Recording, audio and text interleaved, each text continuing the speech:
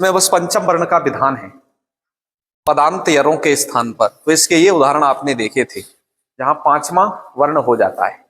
मूल कर ने तो एक ही उदाहरण दिया बस, ए तद मुरारी, और प्रत्यय भाषा नित्यम के दो उदाहरण दिए, तदमात्रम और चिन्मयम। ये उदाहरण आपने जान लिए, कोई दिक्कत तो नहीं? संधि में आगे बढ़ जाए? ठीक है, बताते रहना। अब परसवर्ण संधि है, एक ये छोटी सी, एक ही उदाहरण इसका यहां दिया हुआ है। इस संधि का रूल बहुत सिंपल है। परसवर्ण संधि वन लिखा है, माने कि ये पहले प्रकार की है। और अपने आके किताब भी खोल के रख ले, लघु सिद्धांत तोरली सूत्र पढ़ा रहे हैं उसमें। सूत्रार्थ है तवर्ग से लकारे परे परसवर्ण। तवर्ग एक साइड में होना चाहिए, उसके बाद में ल परे होना चाहिए, सिर्फ एक वर्ण। तवर्ग माने तथा दध न, इनसे ल परे होगा तो इस संधि की कंडीशन बनेगी। जान पा रहे हो? उदाहरणों से और स्पष्ट हो जाएगा। ये डायग्राम में भी आप देख रहे हो, तवर्ग हो गए, इनसे यदि ये ल परे है तो पर सवर्ण हो जाएगा। पर सवर्ण का मतलब है पर में स्थित है वर्ण ल, उसी का सवर्णी होगा ल, उसी का सवर्णी होगा ल। अब ल दो प्रकार का है, यवला द्विधा में बताया है, एक अनुनासिक और। तो जहां पर त थ द ध ये चार वर्ण रहेंगे, वहां पर तो आपका ये पहला वाला है अनुनासिक वाला ला होगा, और जहां पर न रहेगा पद के अंत में, उसके बाद यदि ला परे मिल गया तो इस ना के स्थान पर केवल ये वाला ला होगा। बस ये इसका है, उदाहरणों से स्पष्ट हो रहा है। तद प्लस लयः, पहला उदाहरण देख लीजिए, तद प्लस, तो यहां तवर का वर्ण है द, तो इस द को भी पर सवर्ण माने ला हो जाएगा। यहां पर सवर्ण से सिर्फ ला ही विधान में होना है बस, तो वो बन गया क्या? तल्लयः। समझ गए? तद शब्द तल्लयः में बदल गया। ठीक। दूसरा देखिए, विद्वान प्लस लिखति, इसको है विद्वान लिखति, ऐसे करके। यहां पर क्या हुआ? ये न को ये अनुनासिक वाला ल हुआ, इसलिए हमने जो पर सवर्ण जो किया है वो ध्यान से देखो, ल के ऊपर ही ये अनुनासिक लगाया है, और ई की मात्रा तो चूंकि इधर वाले पर है ना, तो इस तरीके से लिखना चाहिए, इस तरीके से विद्वान लिखति, माने कि अनुनासिक है वो ल के ऊपर लगाना चाहिए। आपके बहुत सारे किताबों में यहां पर अनुनासिक का चिन्ह, गीता प्रेस इत्यादि में दा के वा के ऊपर लगा दिया यहां बिंदुआ, इससे ये भ्रम होता है कि वो आकार अनुनासिक है। क्या वो आकार अनुनासिक नहीं है? अनुनासिक कौन है? ल अनुनासिक है, उसी के ऊपर लगाना चाहिए। गोविंदाचार्य जी ने तो विद्वान ल को अनुनासिक करके लिखति को साइड में लिख दिया है, तो वो भी ठीक है जो है। हमारी पुस्तकों में कैसे कैसे है यहाँ पर, हाँ, माने अनुनासिक का चिन्ह कहाँ लगाया है? हाँ, इधर इस पे लगा दिया है ना, द्वा पे, उधर नहीं, इधर समझिए, नहीं तो भ्रम होगा, क्योंकि सूत्र स्पष्ट कह रहा है कि अनुनासिक ही लकार होता है, तो वो चिन्ह उधर चला जाना चाहिए। ठीक है, ये थोड़ा लेखन की चीज को यहां समझना, बहुत सारी किताबों में ऐसे नहीं है। और उदाहरण देख लीजिए, दो उदाहरण तो मूल में दिए हैं, लेकिन इतने से काम नहीं होता। संधि के तो तुम्हें बहुत सारे उदाहरणों की जानकारी होनी चाहिए। पठन प्लस लिखति, पढ़ते हुए लिखता है, पठन लिखति, उसकी बजाय क्या कह सकते हो? पठन लिखति। ठीक है, ये संधि है, आपको मिलेगा ऐसा बहुत जगह। जहत प्लस लक्षणा, जहल लक्षणा, लक्षणा के भेद हैं उसमें ये आता है, जहल लक्षणा। गच्छन प्लस लक्ष्मण, गच्छल लक्ष्मण। ठीक है, अनुनासिक ल के ऊपर है, देख लीजिए ध्यान से, किताबों में अनुनासिक को इधर उधर किए हैं कहीं, यदि इस तरीके से हो तभी शुद्ध मानना। तद प्लस लीन, तल्लीन हो गए, तद मतलब तस्मिन लीन, उसमें लीन, तो तद लीन तल्लीन। दकार को भी, ये दो लकार वाली कंडीशन से संधि को तुम पहचान सकते हो। जैसे उदलेख, उल्लेख, यद लक्षणम, यल लक्षणम, ऐसे आप उसे समझ जाना कि यह संधि है। जान गए ना इसके उदाहरण? चलो, इसके बाद ये पूर्व सवर्ण संधि है, इसका सेकंड पार्ट, वो फर्स्ट था, ये सेकंड है। यहां पर क्या है, इसका भी उदाहरण ये सीमित है, उद से स्था और स्तंभ शब्द परे होगा तभी ये संधि होगी। तो हम समझ रहे हैं क्या? नहीं तो केवल दो शब्दों के परे, उद से, उद एक उपसर्ग है, है ना, प्रादियों में पढ़ा गया। ये क्या है, प्रादि है, ये उपसर्ग मत का। उपसर्ग तो जब क्रिया से पहले जुड़ता है तभी उसकी संज्ञा है, अन्यथा उसे प्रादि कहेंगे। तो उद जो है प्रादि है, परपराप समनु इसमें आता है।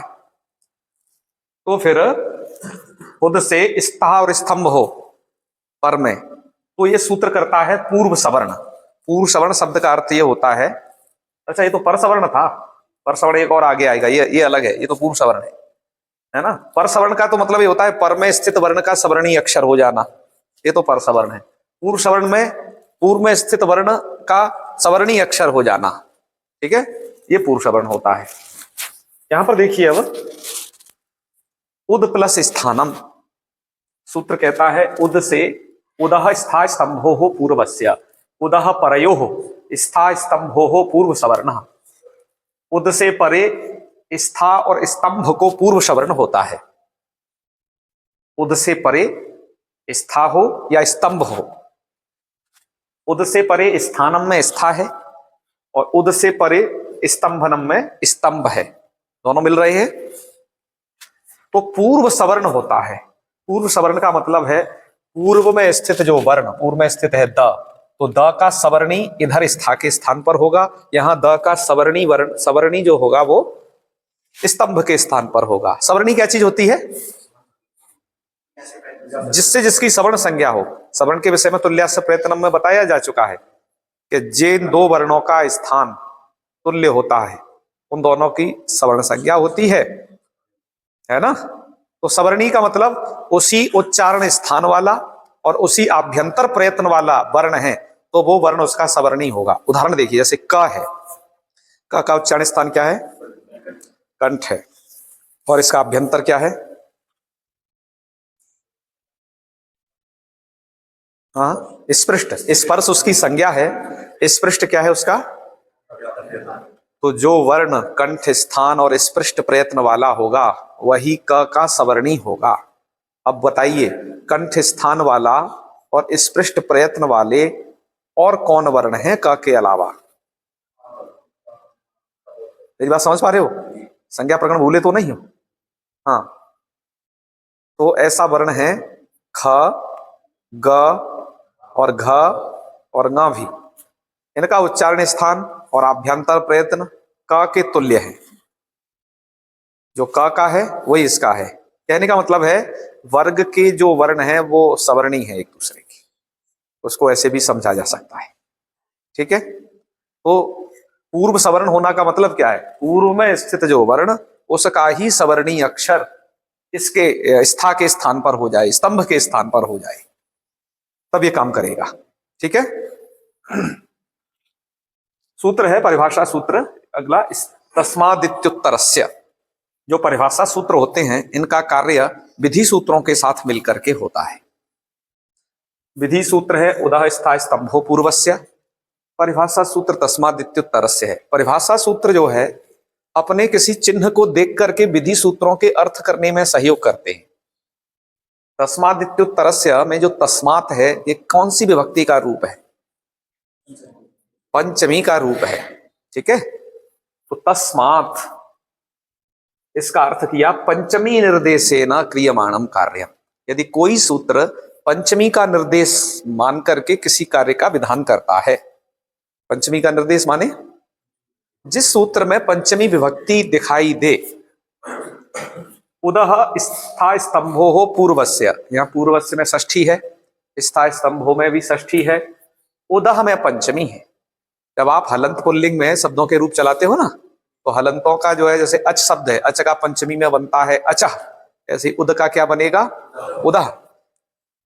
जो शब्द अजंत हैं उनके विभक्ति के रूप अलग तरीके से होते हैं, हलंतों के थोड़ा इनसे भिन्न होते हैं, उसकी प्रक्रिया भिन्न है, समझे। तो उदह कहाँ का है, ये पंचमी का है।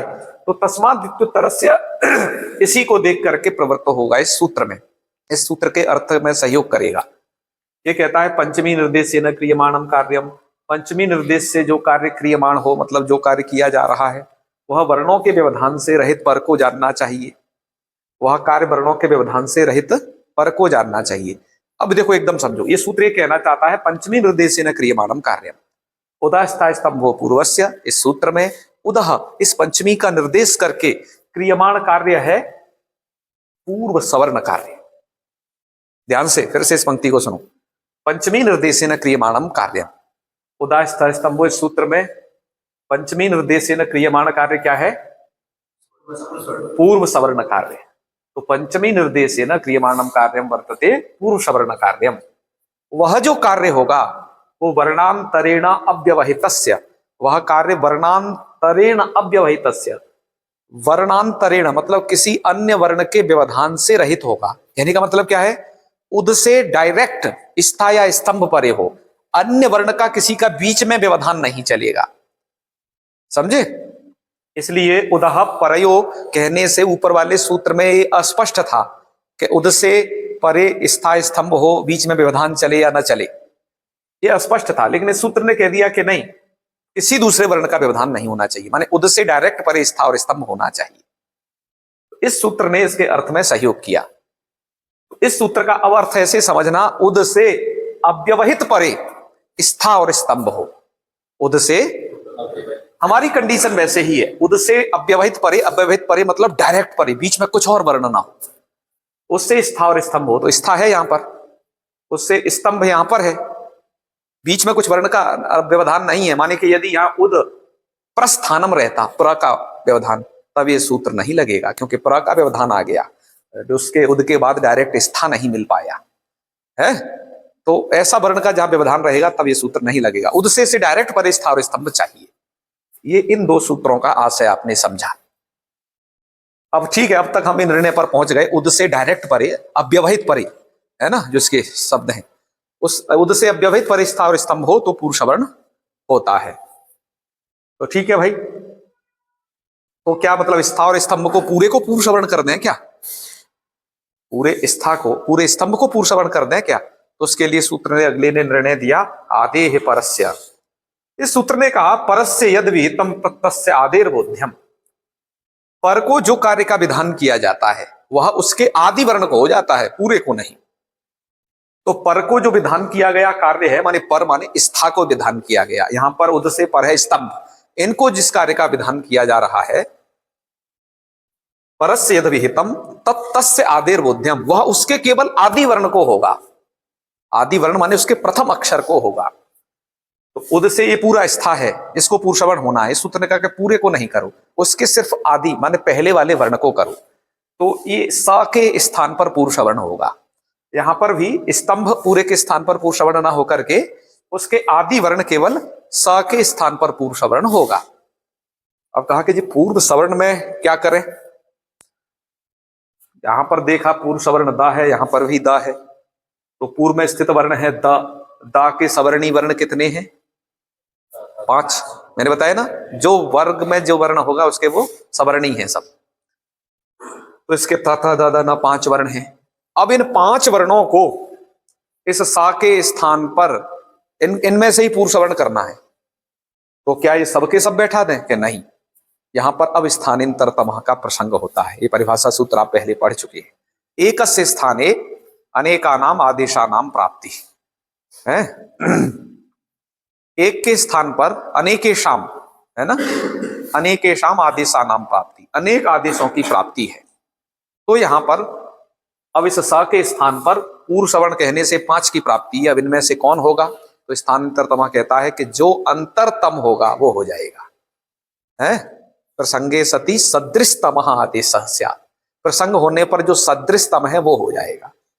कहा कि सदृशतम कैसे पहचानेंगे? कहा कि सबको मिलाओ कि कौन इसके सदृश है। सदृश का मतलब ये है जिसका उच्चारण, स्थान वगैरह ये सब मैच कर जाए, उसके साथ में है अभ्यंतर प्रयत्न ये सब मैच कर जाए तो काम बन जाएगा। तो चलो मिलान आप शुरू करते हैं। अब यहां पर देखिए, एक है स और स के स्थान पर हमें इस द पूर्व सवर्णी मतलब इन 5 में से कोई एक करना है। तो तरीका यह है उसका, सबसे पहले उच्चारण स्थान से चलते हैं, ठीक है। संज्ञा प्रकरण जिनका दृढ़ है वो समझ लेना, यहाँ एक बार और अभ्यास हो जाएगा। स का उच्चारण स्थान क्या है? दंत है। और त थ द ध न में से दंत किसका है? ये तो बात बनेगी नहीं, ये तो 5 फिर के फिर होने लगेंगे। कहा थोड़ा और आगे बढ़ो, आभ्यंतर प्रयत्न पर आओ। स का अभ्यंतर क्या है? ईषद विपरीत। अरे भुला गए हो, बोल नहीं रहे, बोलो। ईषद संज्ञा प्रकरण ना बोलो, संधि की जड़ संज्ञा प्रकरण से निकली है, ठीक है। संधि तभी कर पाओगे अच्छे से, इसलिए उसे भूलो ना। पढ़ाया भूलने के लिए थोड़ी ना, रिवीजन करो, रिवीजन के द्वारा विद्या स्थापित होती है। तो देखिए ये आ गया ना, स दंत, दंत दंत से उच्चारण स्थान से काम बनाना है। आभ्यंतर में चले तो सकार का है ईसद विवृत। अब बताओ इनमें से ईसद विवृत किसका है? त थ द ध न में से ईसद विवृत इनका होता है, जानते हो क्या नहीं? बोलो। ईसद विवृत सिर्फ ऊष्म वर्णों का होता है। आयु से नहीं लाया तो बच्चा, जब हम इनके आभ्यंतर प्रयत्नों को मैच किए तो सकार का जो आभ्यंतर प्रयत्न है वो ईषद विवृत है, और ईषद विवृत सिर्फ ऊष्म वर्णों का होता है। और ये जो त थ द ध न है इनका आभ्यंतर क्या है? स्पृष्ट, क्योंकि कादयो मावशाना स्पृष्टाहा, का से लेकर के मां पर्यंत जो वर्ण है स्पर्श संज्ञक हैं, और उन्हें उनका प्रयत्न स्पृष्ट होता है, आभ्यंतर प्रयत्न। याद आया रे कुछ? ऐसा पढ़ा था, स्वप्न आ रहा है कुछ? तो अब तो बात बिल्कुल नहीं बनी, क्योंकि वो ईसद स्पृष्ट है, वो जो है विवृत, ईसद विवृत है, और ये जो है तथा ददना स्पृष्ट है। इससे बात नहीं बनी, और आगे चलना पड़ेगा, बाह्य प्रयत्न की दुनिया में अब कूदना पड़ेगा। तो चलिए बाह्य प्रयत्नों को मैच किया। सा का बाह्य प्रयत्न क्या है? हाँ, खर में आ रहा है ना, तब चढ़ता तो खरो विवारा, माने कि ये जो है विवार श्वास अघोष है, ठीक है। और साथ एक और बाह्य प्रयत्न और बच गया, ये महाप्राण है कि अल्प प्राण है? स महाप्राण है। तो सकार जो है आपका दंत स्थान वाला, विवार श्वास घोष वाला और महाप्राण है। और इनमें से यदि खोजो तो त विवार श्वास अघोष है, थ विवार श्वास अघोष है, द जब अगर 10 में ऊपर निकल गया है, ठीक है, वो खर में नहीं आता है तो इसलिए विवार श्वास अघोष नहीं है। और ध और न ये भी ऊपर निकले रहते हैं हस प्रत्याहार में, तो ये तो संबारनाद घोष है। ये 3 वर्ण संबारनाद घोष हैं, 2 विवार श्वास अघोष हैं। पर इनमें से भी त अल्प प्राण है वर्ग का प्रथम अक्षर होने से, और थ ही केवल क्या है? इतनी कुंडली मिलाने के बाद अब हमने ये जाना कि इसका जो सकार का जो सवर्णी है वो थ हो सकता है, इसमें योग्यता सबकी अपेक्षा अधिक है। तो इसलिए पूर्व सवर्ण जब भी होगा इस स्थान पर तो अब सकार को सीधा क्या हो जाएगा? थकार। आपके मूल ग्रंथ में एक पंक्ति दी है, इति सस्य था, मतलब आधे परस्य से पर को जो विधान किया जाता है वो उसके आदि वर्ण को होता है। तो इस प्रकार से सकार को थकार होता है पूर्व सवर्ण के रूप में। समझिए इस बात को। तो भैया सकार को थकार कर दिया तो स्थिति हो गई उद थ थानम, उद थ तंभनम। अब यहां तक आपकी स्थिति हो चुकी है, उद थ थानम, उद थ तंभनम, ठीक है। अब एक सूत्र है झरोझरी सवर्णे। झरोझरी सवर्णे का अर्थ होता है हलह परस्य झरो वालोपः सवर्णे झरी। स्थिति समझ गए? हलह पर माने हल से परे, झरो वालोपः झर का लोप होता है। प्रत्यार बोलते हैं पाणिनि जी, उनके वर्ण आपके दिमाग में आ जाने चाहिए। तो हल से परे झरो वालोपः झर का लोप होता है, विकल्प से सवर्णे झरी, सवर्ण झर पर में रहे तब। ये सूत्र की कंडीशन काफी जगह होती है, इस जगह देखो हो रही है, हम इसे घटा के बताते हैं।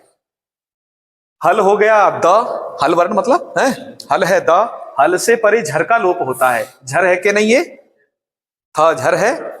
और सवर्ण झर परे है कि नहीं बाद में, मतलब था के बाद में भी एक दूसरा क्या है? था। तो देखो स्थिति ध्यान से देखो, इधर भी हल वर्ण, इधर भी हल वर्ण, और तो बीच वाले का लोप हो जाएगा। शर्त क्या है? इधर वाला जो होना चाहिए वो सवर्ण झर होना चाहिए। स्थिति हुई सवर्ण झर का मतलब देखो, था की था के साथ सवर्ण संज्ञा है, सेम टू सेम वर्ण है वो, है। आप वहां पर सवर्ण ही ध्यान रखना मुख्य रूप से, मतलब था के बाद दंत स्थान वाला और स्पृष्ट प्रयत्न वाला वर्ण आगे होना चाहिए, तब वो सवर्णी कहलाएगा।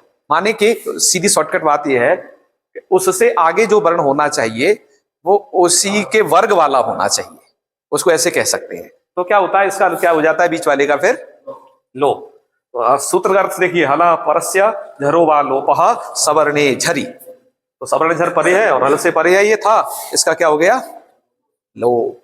तो लोप कर दिया। ये सूत्र झर का लोप करता है ना। झर, झर मतलब झमय के झकार से लेकर के सस्तर तक के पर्यंत इतने वर्णों का लोप करेगा। ठीक है, तो देखिए स्थिति हो गई उद्धानम, क्या हो गई?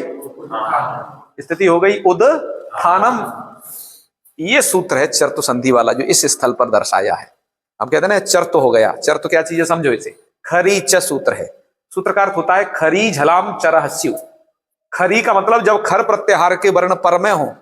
खर प्रत्याहार में कौन आते हैं? खप छठ था दूसरे वर्ण, वर्ग के दूसरे वर्ण है ना, वर्ग के दूसरे। और खप छठ था चटता कप प्रथम वर्ण, और इतने ही आते हैं ना खर में। हाँ तो अच्छा ये वाले तो झल वाले हैं। इधर तो हमने झल लिखा है, खर इधर परे होना चाहिए। तो क्या होता है? खरी खर प्रत्याहार पर में हो, माने कि वर्ग के प्रथम वर्ण और वर्ग के द्वितीय वर्ण और सा यदि पर में हो तो झलाम, झलों को चर होता है। यहां पर झल है स्थानीय, झलों को चर होता है। झल माने ये वाले वर्ण। झाबा या घड़ 10 से ले लो। झाबा या घड़ धा में चतुर्थ आ गए, जब गढ़ द में तृतीय आ गए, जब गढ़ 10, और खप छठथा में द्वितीय आ गए, और चटता कपा में प्रथम वर्ण आ गए। तो इन झलों को क्या हो जाता है? चर हो जाता है। खरी झलाम चरहस्यु, चरा प्रथमा विभक्ति है। तो खर परे रहते झलों को क्या होता है? चर। कहने का मतलब है खर प्रत्याहार यदि बाद में हो और उससे पहले ये झल प्रत्याहार के वर्ण हो तो इन्हें चर हो जाएगा। चर का मतलब घ ग क को क, झ ज छ को च, तालु स्थान वाला, ढ ढ को ट, मतलब उसकी उसी वर्ग का प्रथम अक्षर हो जाएगा। इस कंडीशन को हम यहां देखते हैं बन रही है कि नहीं। उद्धानम लोप होने के बाद, जब झरोझरी सवर्णे से लोप हो चुका है, तब उस कंडीशन में उद्धानम ऐसी स्थिति होने पर क्या हुआ है? अब खर परे रहते झलों को चर। अब मुझे बताओ था खर परे है? अरे खपा छठा चढ़ता आ रहा है, उसमें था आ गया तो झल, द झल है, द झल है, झल में आ रहा है ना। जबा गड़ा जबा गड़ा, देखो आगे ऐसे गिन के देख लिया करिए। तो उनको क्या हो जाता है? चर हो जाता है। अब चर हो जाता है का मतलब तुम्हें शॉर्टकट तरीका बता देते हैं। द किस वर्ग में आता है? तो उसका प्रथम अक्षर हो जाएगा, क्योंकि ये हो गया, ये है द, तो इसका प्रथम अक्षर ये क्या? दंत स्थान वाला त हो जाएगा। तो ये त कर दिया तो बन गया उत्थानम। मिला दो, बन गया क्या? उत्थानम, एक तकार वाला। झरोझरी सवर्णे जो सूत्र है ये लोप विकल्प से करता है, माने इस था का एक बार लोप नहीं करेगा। इसमें वा पद आया है, वा, तो जहां वा पद आए वो सूत्र विकल्प करते हैं, मतलब एक बार प्रवृत्त नहीं होते हैं। जब ये एक बार ये प्रवृत्त नहीं होगा तब ये था का लोप नहीं करेगा। इस था का लोप, तो दो था दिखाई देंगे, और इस वाले दा को हर परे रहेगा ये था, तो उसको चर कर लेना उधर, तो तब दो थकार और एक तकार वाला रूप बनेगा उत्थानम। क्या बन जाएगा? सेम सिचुएशन यहां पर भी घटा लेना। एक बार तो बनेगा उत्तम्भनम, और एक बार यहां पर भी मिला देना और दो है था वाला भी उत्तम्भन, ऐसे बन जाएगा। चर्त संधि के और भी बहुत सारे उदाहरण, क्योंकि ये तो इस स्थल पे पूर्व सवर्ण के बीच में हमने चर्त संधि को किया। ठीक है, चर्त संधि के अपने सेपरेट बहुत सारे उदाहरण होते हैं, क्योंकि खर परे रहते झलों को चर की स्थिति बहुत जगह है। यहां देखो ध्यान से, ये तुम्हें मिलते हैं शब्द दिग प्लस पाल। ठीक है, तो क्या हो गया? मतलब दिशाओं के पालन करता, दिक्पाला। यहां पर देखो, देखते जाओ, प्रथम वर्ण हो रहा है, इधर खर परे है, विराट प्लस पुरुषः, विराट पुरुषः। ठीक है, अच्छा एक और मैं बात पूछ रहा हूं, ये तो विराट प्लस पुरुषा का विराट पुरुषा बन गया, और विराट प्लस मनुष्य होगा तो क्या बनेगा? है? अनुनासिक हो जाएगा। समझ रहे हो ना? थोड़ा लिख के बताना पड़ेगा, कुछ बच्चे अभी समझ नहीं रहे।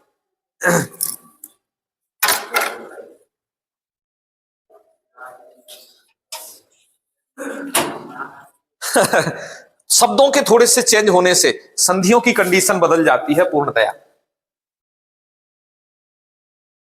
आप लोगों ने विराट प्लस पुरुषः क्या बनाया? इसका आपने ये रूप बनाया था विराड पुरुषा, ऐसा ही बनाए हो ना? यस। अब यदि अरे वो डा को टा करना भूल गए, है ना? अरे भाई हो जा। तो विराट, ये बढ़िया, ऐसा रूप बनेगा मिलके, विराट पुरुषा। और इधर डा करना पड़ेगा, राइट। ये तो विराट पुरुषा का क्या बन गया? और यदि ऐसा है विराट आगे मनुष्य, तब क्या बनेगा? अब ध्यान दीजिए, यहां के आगे वर्ण पर निर्भर करता है। ये वाला वर्ण था तुम्हारा खर, खर परे, तो खरीचा लग गया था। ठीक है, ये सिचुएशन समझना, यही संधि की कंडीशन भ्रमित करती है। यहां पर ये जो वर्ण है ये खर नहीं है, सबसे पहले तो याद ये रखो।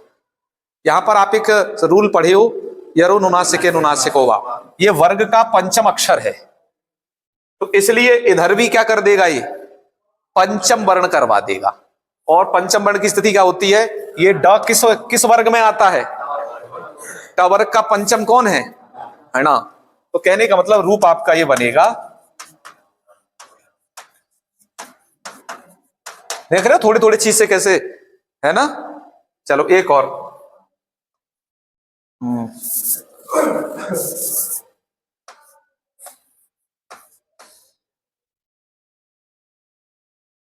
अब एक और तुम्हें कंडीशन बताते हैं।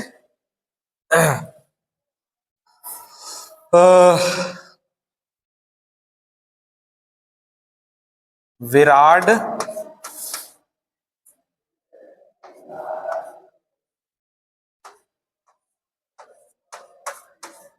यहां क्या बनेगा? है ट हो जाएगा कि नहीं? ट हो जाएगा कि किस सूत्र से?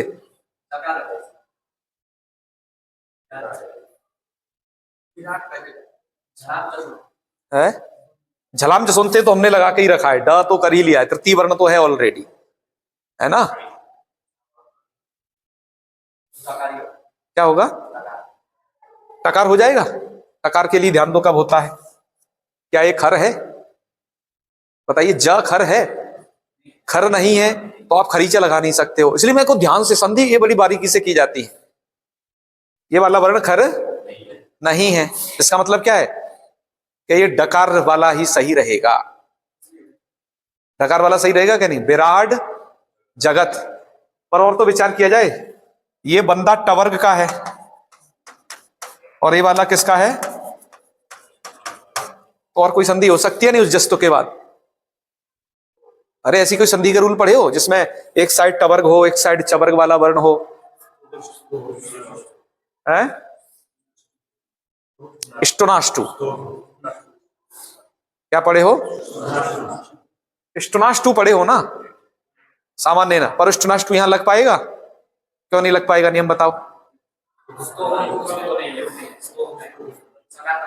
नहीं, अच्छा राइट, ये भी बात है, क्योंकि उसके लिए वन साइड में सकार तवर्ग होना चाहिए तो दूसरे साइड में शकार टवर्ग। ये तो इष्टुत्व संधि के लिए जरूरी है, और इष्टुत्व संधि के लिए जरूरी है। ठीक है, तो इसका मतलब अब इतने सूत्रों की जानकारी से हमने कंफर्म कर लिया कि नहीं, रूप यही सही होगा बस, विराट जगत। हाँ, वो झला में सुनते से टा को डा बस, तो विराट प्लस ये रूप सही है। तो संधि हमेशा ये इस कंडीशन पर निर्भर होती है कि आगे वर्ण क्या है, उसको देख करके संधि, तो कहां तुम्हें चर्तु संधि करनी है, कब कब जस्तु करनी है, इष्टुत इष्टुत्व कहां होनी है, अनुनासिक वाली संधि कहां प्रवृत्त होनी है, ये नियम जरूर मन में धारण किए रहिएगा। ठीक है, चलो आगे बढ़ जाते हैं। अब जैसे देखिए अनुष्टुभ छंद, अब देखो इधर जो भी है खर परे वाले उदाहरण है, खर परे है तो ही खरी चाहे, अन्यथा उसकी प्रवृत्ति नहीं है। तो छंदा का छा खर परे है तो भाग को क्या हो जाएगा? प, उसी वर्ग का प्रथम अक्षर, चर्त संधि का रूप, तो बन गया अनुष्टुप छंद।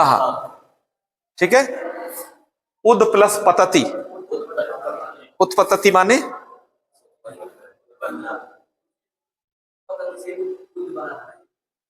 नहीं, ये मूल रूप से दकारांत उपसर्ग है, ऐसा माना है। ये दकार है, उदुपसर्ग दकारांत है। ठीक है, ये हम बता चुके हैं अच्छे से। उत्पत्ति माने नहीं, उड़ता है, उत्पत्ति को उड़ने अर्थ में लेते हैं। ठीक है, जगत प्लस पति, ये शब्द तकारांत है, जगत है, पति है। जगत शब्द पदांत होने से पहले इसमें जस्तु संधि हो गई, ये दकार हो गया है। लेकिन जस्तु संधि के लिए हमने बताया था कि जस्तु संधि वहां प्रभावी नहीं होगी जब यदि खर परे मिल जाएगा, तो उसे वो फिर से प्रथम तकता में बदल दिया है। इन बातों को ध्यान रखना क्या कहा जा रहा है। इसलिए जगतपति, तादृग, ये तादृक दृश्य था, पहले शकार था, और उससे भी पहले तुम हलंत पुल्लिंग में पढ़ोगे, उसको कुत्त हो गया ग, तो तादृग कर्म, और आगे कर्म परे है तो खरीचा सूत्र से उसको, तो देखो तादृक कर्म माने प्रथम अक्षर हो जा रहा है। युयुध प्लत सवह, युयुत सवह। एक बात और ध्यान देंगे, जस्तु संधि का रूल पदांत में लगता है, अनुनासिक संधि वाला रूल भी पदांत वाला है। खरीचा संधि का जो रूल है वो पदांत वाला नहीं है। जो चर्तु संधि है और जो आपके इष्टुत्व इष्टुत्व संधियां हैं, उनके रूल पद व पदांत वाले नहीं है ना, वो वैसे भी सामान्य न प्रवृत्त होते हैं। आज हमने यहां तक पढ़ा, इससे आगे छत्तु संधि को कल से पढ़ते हैं। ठीक है।